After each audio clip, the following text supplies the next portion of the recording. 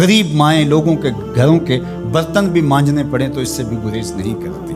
شہر میں آ کر پڑھنے والوں بھول گئے ہو کس کی ماں نے کتنا زیور بیچا ہے۔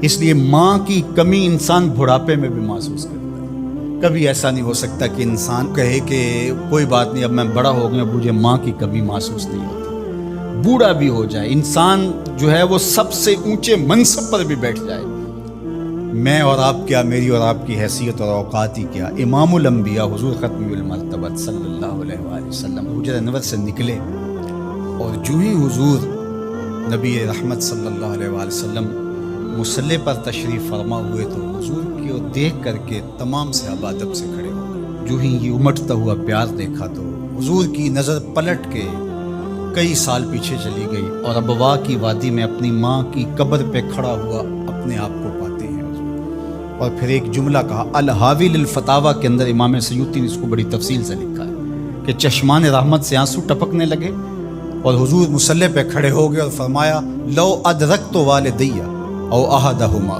کاش آج میرے ماں باپ زندہ ہوتے یا کم از کم میری ماں ہی زندہ ہوتی اور میں لوگوں کو نماز پڑھا رہا ہوتا، وَأَقْرَأُ فِيهَا بِفَاتِحَةِ الْكِتَابِ، اور اس میں سورہ فاتحہ کی تلاوت چل رہی ہوتی۔ پھر میری ماں کو میرے ساتھ اچانک کوئی کام یاد آ جاتا، وہ دروازے پر آتی اور چلمن سرکاتی اور مجھے بیٹا کہہ کے آواز دیتی۔ فرمایا، لوگوں نماز چھوڑ کے پہلے ماں کی بات سن۔ تو ماں کی کمی تو انسان زندگی کے آخری حصے میں محسوس کرتا ہے۔ پھر اس سے بڑا منصب کس کا ہو سکتا ہے جو امام الانبیاء کا منصب ہے؟ اتنا بڑا اعزاز کس کا ہو سکتا ہے جو خاتم المرسلین کا اعزاز ہے، جو محبوب خدا ہے، کونین کے مالک ہیں، لیکن ماں کی کمی کو وہ بھی محسوس کرتے ہیں، ماں و شمع کی شمار میں ہے۔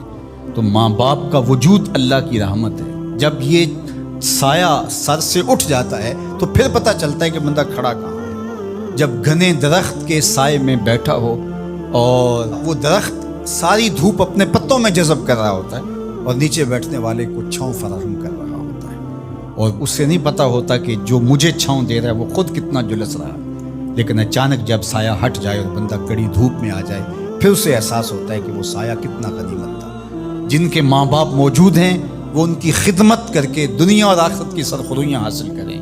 اللہ کی رضا بھی اس میں ہے، رسول اللہ کی رضا بھی اس میں ہے، اور دنیا اور آخرت کی بہتریاں اسی کے اندر پنہاں ہیں کہ ماں باپ کی تکریم بجا لائی جائے۔ ایک شاعر ہوا تابش، اس نے ماں کے پیار کو کتنے خوبصورت پیرائے میں بیان کیا۔ ایک مدت سے میری ماں نہیں سوئی تابش، میں نے ایک بار کہا تھا مجھے رات کو ڈر لگتا ہے۔ ایک دن بچپن میں میرے منہ سے نکلا تھا، امی مجھے رات کو سوتے ہوئے ڈر لگتا ہے۔ میں بوڑھا بھی ہو گیا ہوں، میری ماں اب بھی میرے بستر پہ پھونکے مار کہ میرے بیٹے کو رات کو ڈر نہ لگے۔ یہ ماں کے سینے کا پیار ہے، ماں کی الفت ہے، یہ ماں کی تڑپتی ہوئی ممتا ہے۔ اولاد کے لیے وہ دکھ بھی جھیلتی ہے، تکلیفیں بھی سہتی ہے۔ اللہ اکبر۔ ان پڑھ اور غریب ماں کی یاد میں انہوں نے بڑی خوبصورت باتیں لکھی۔ کہا، عالی نسب ہوٹلوں میں کھانا کھانے میں وہ سرور کہاں جو چولہے پر بیٹھ کے ماں کے ہاتھوں سے پکی ہوئی چپاتیاں کھانے میں ملتا ہے۔ عالی جناب، حضرت صاحب، قبلہ عالم، کیا کیا لفظ بولے جاتے ہیں سٹیجوں کے اوپر، لیکن ان لفظوں کا وہ نشہ نہیں ملتا جو ماں کی زبان سے اوئے ببلو اور اوئے مٹھو میں رکھا ہوا ہے۔ ماں جب یہ کہہ کے پکارتی ہے تو لگتا ہے کہ سارا پیار سمٹ کے ماں کے لہجے میں آ گیا ہے، لفظ نہیں ہے، ماں کے منہ سے شہد ٹپک رہا ہے۔